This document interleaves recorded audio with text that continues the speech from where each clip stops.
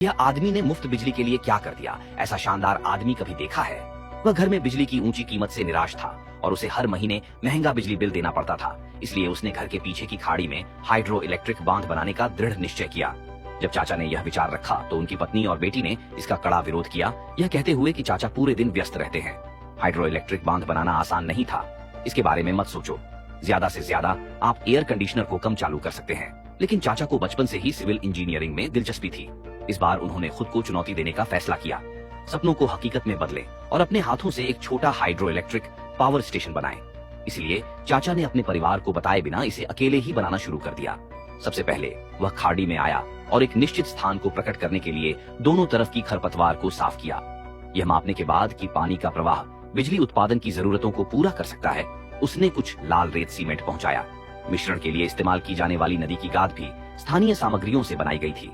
Cement और रेत के संयोजन में बेहतर स्थायित्व भी है, यह सुनिश्चित करने के लिए कि जल विद्युत जनरेटर में पर्याप्त पानी बह रहा है। चाचा ईंट की दीवार को अपनी कमर पर रखेंगे, इतना ऊंचा कि सूखे मौसम में भी सब्जी के बगीचे की सिंचाई के लिए पानी हो। फिर नीचे की ओर जल निकासी छिद्रों के चारों ओर शीर्ष श्रेणी के लाल हीरे लगाए जाते हैं, ताकि जब सूखी शाखाएं और पत्तियां उन्हें अवरुद्ध कर रही हों तो उन्हें बेहतर ढंग से साफ किया जा सके। सीमेंट को पूरी तरह से चिकना करने के बाद चाचा दीवार के दूसरी तरफ सीमेंट को चिकना कर देंगे और उसके नीचे 45 डिग्री का बाढ़ निर्वहन ढलान बना देंगे।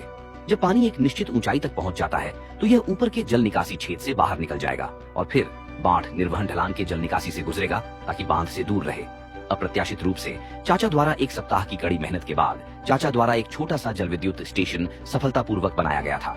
जब पानी जनरेटर से बहता था और प्रकाश बल्ब जलता था तो उसका पत्नी दंग रह गया। यह सोचकर कि वह भविष्य में मुफ्त में बिजली का उपयोग कर सकती है, वह यह कहने के लिए और भी उत्साहित थी कि वह चाचा को इन दिनों उनकी कड़ी मेहनत के लिए पुरस्कृत करने के लिए शाम को भोजन कराएगी। इसके बाद आइए स्वादिष्ट वहां पीते हैं और धीरे धीरे चाचा के निर्माण के विवरण को देखते हैं। मुझे विश्वास है कि अंतिम उत्पाद निश्चित रूप से आपको आश्चर्यचकित करेगा और समझ जाएगा कि लोगों के बीच स्वामी क्या है।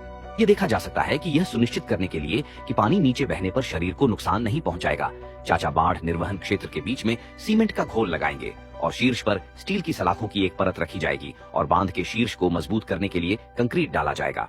सीमेंट को चिकना करने के बाद चाचा थोड़ा थोड़ा करके विवरण को संशोधित करेंगे। फिर चाचा शीर्ष के उभरे हुए हिस्से पर 2 लाल ईंटें लगाते हैं, जो उठाने वाले गेट बनाने का हिस्सा है। बेशक बांध से आधा मीटर की दूरी पर एक बाढ़ निर्वहन चैनल खोदा गया है। यह चैनल जनरेटर को नदी के प्रवाह को निर्देशित करने के लिए उपयोग किया जाने वाला हिस्सा भी है, इसलिए चाचा भी बहुत सावधान है। पानी की पाइप बिछाने के बाद चाचा आउटलेट के नीचे एक डायवर्सन डिवाइस का निर्माण करेंगे और फिर एक जनरेटर लगाएंगे, ताकि जल विद्युत का सुचारू रूप से उपयोग किया जा सके। फिर हम धीरे धीरे चाचा के सूखे विवरण को देखते हैं। वीडियो में इस बिंदु पर पूरी रचना पूरी होने वाली है। रोमांटिक चाचा समग्र सौंदर्य शास्त्र को बेहतर बनाने के लिए शरीर को रंगीन पेंट से भी रंगेंगे और चाचा को एक सजावटी रेलिंग में डाल देंगे।